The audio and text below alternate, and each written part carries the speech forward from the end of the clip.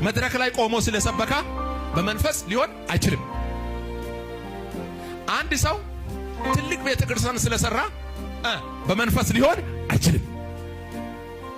አንድ ሰው ትልቅ ስፍራ፣ ትልቅ መኪና፣ ትልቅ ፎቅ፣ ትልቅ ህንፃ፣ ትልልቅ የሚያምሩ ቸርቾች ስላለ በመንፈስ መሆን አይችልም። በደም ማወቅ አለባችሁ።